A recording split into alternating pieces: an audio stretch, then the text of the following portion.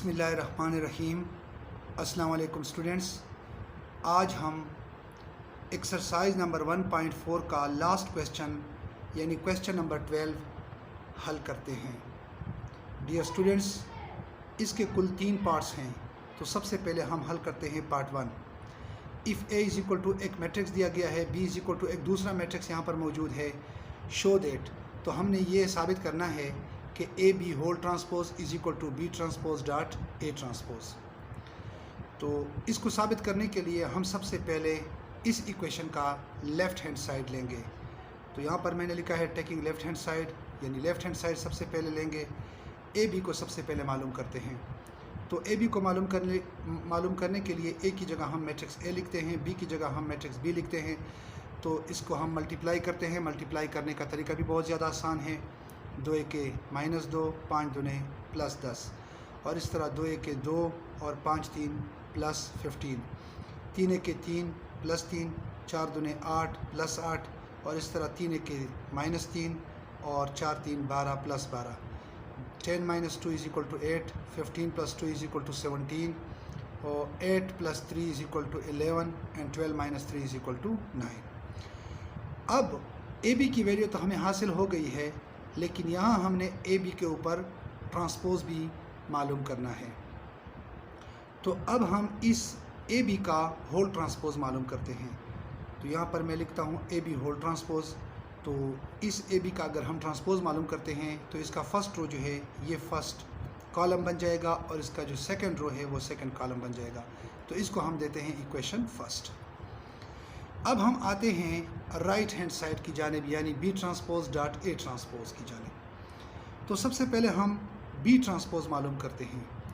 तो matrix B चूँकि यहाँ हमारे पास मौजूद है, उसके फर्स्ट रो को हम फर्स्ट कॉलम में कन्वर्ट करेंगे, सेकंड रो को हम सेकंड कॉलम में कन्वर्ट करेंगे। इसी तरह यहाँ पर हम ए ट्रांसपोज भी मालूम करेंगे। तो ए ट्रांसपोज के लिए हम मैट्रिक्स ए के फर्स्ट रो को हम फर्स्ट कॉलम में कन्वर्ट करेंगे, और सेकंड रो को हम सेकंड कॉलम में कन्वर्ट करेंगे। अब इस बी ट्रांसपोज को ए ट्रांसपोज के साथ हम मल्टीप्लाई करते हैं। तो मल्टीप्लाई करने का तरीका आप पहले ही सीख चुके हैं। बी ट्रांसपोज की जगह हम ये मैट्रिक्स लिखेंगे, ए ट्रांसपोज की जगह हम ये मैट्रिक्स लिखेंगे। तो इसको हम मल्टीप्लाई करते हैं। -1 × 2 यानी -2, 2 5 10 +10, 3 एके 3 +3, क्योंकि 2 दफ़ा माइनस यहाँ पर आया हुआ है, 2 4 8 +8, 1 दूने 2, और इस तरह 3 5 15, 1 3 -3, और 3 4 +12, 10 - 2 8, 8 + 3 11, 15 + 2 17, और 12 - 3 = 9। तो इसको हम देते हैं इक्वेशन सेकंड। अब हम इक्वेशन फर्स्ट और इक्वेशन सेकंड का आपस में कंपैरिजन करते हैं। तो कंपैरिजन करने से हमें पता चलता है कि दोनों मैट्रिसेस जो हैं वो आपस में इक्वल है, यानी 8 11 17 9, 8 11 17 9। So from equation first and second we see that AB whole transpose is equal to B transpose dot A transpose.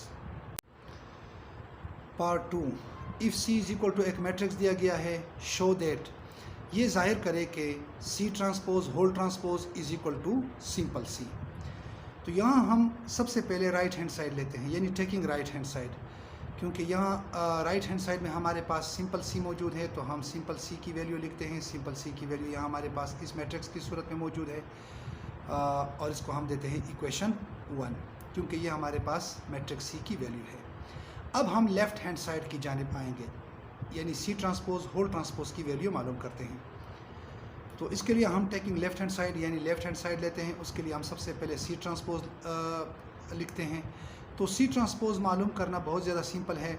इस मैट्रिक्स सी का ट्रांसपोज मालूम करते हैं, यानी फर्स्ट रो को हम फर्स्ट कॉलम की सूरत में और सेकंड रो को हम सेकंड कॉलम की सूरत में लिखते हैं। तो ये है हमारे पास सी ट्रांसपोज। अब इसी सी ट्रांसपोज का हमने एक बार फिर ट्रांसपोज मालूम करना है।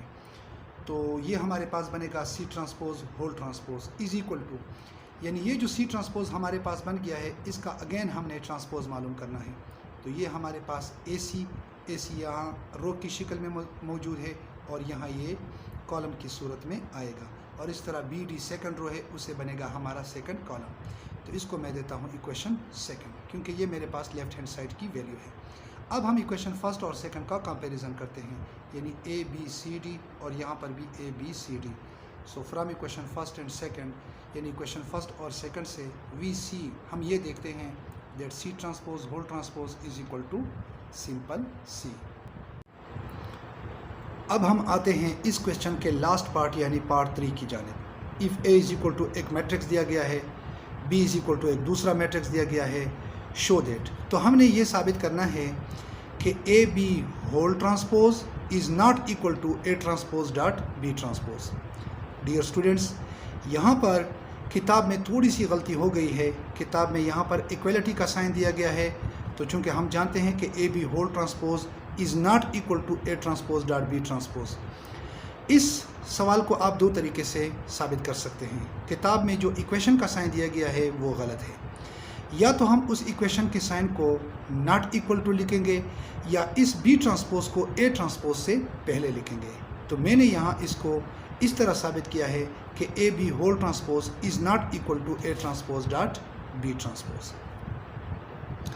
तो किताब में जो इक्वलिटी का साइन दिया गया है उसको आप ठीक करके नॉट इक्वल टू लिख लें।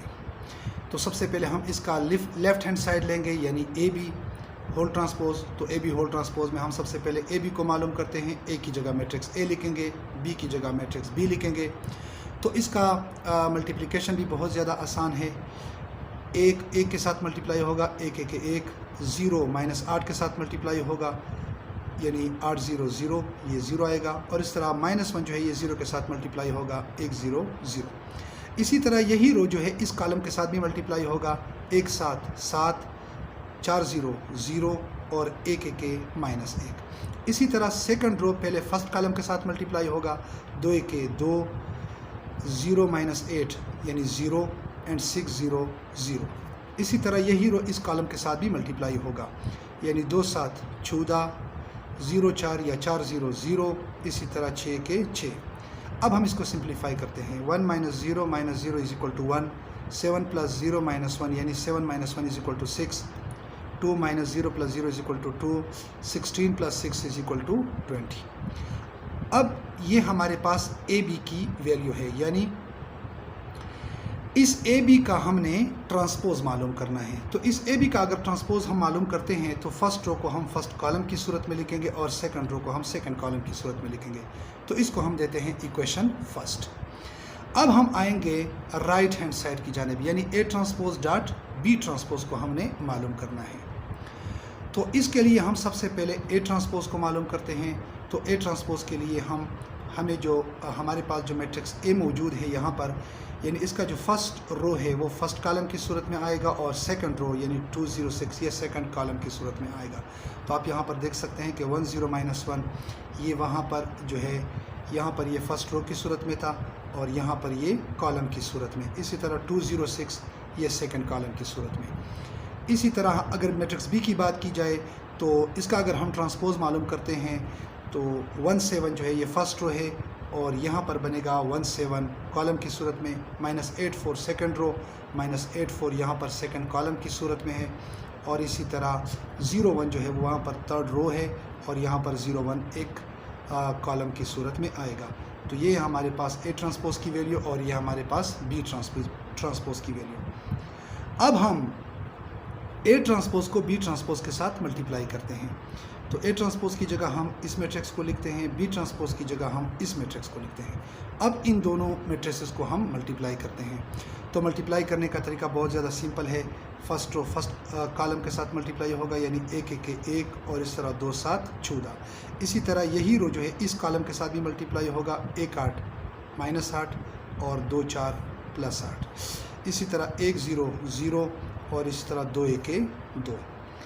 इसी तरह ये जो दोनों चूँकि 0 हैं तो ये इस कॉलम के साथ जब मल्टीप्लाई होते हैं तो भी दोनों 0 देंगे, इसके साथ जब मल्टीप्लाई होंगे फिर भी 0 देंगे और इसके साथ जब मल्टीप्लाई होंगे फिर भी 0 ही देंगे। इसी तरह इसी रो को भी तीनों कॉलम्स के साथ बारी बारी मल्टीप्लाई करेंगे, यानी -1 1 -1 6 7 42। इसी तरह 1 8 + 8 चूँकि यहाँ भी माइनस है और यहाँ भी माइनस है, 6 4 + 24 और इस तरह 1 0 0 और 6 के 6। अब हम इस मैट्रिक्स को मज़ीद सिंप्लीफाई करते हैं। 14 + 1 = 15, और ये हमारे पास जो है -8 एंड +8 ये आपस में कैंसिल हो जाएंगे, ये 0 के इक्वल आएगा। 2 + 0 2 और 0 + 0 0 और इस तरह ये दोनों जो है ये 0 हो जाएंगे। और लास्ट में 42 - 1 = 41 यानी 41, 24 + 8 = 32 एंड देन वी हैव 6 + 0 = 6। तो इसको हम देते हैं इक्वेशन सेकंड।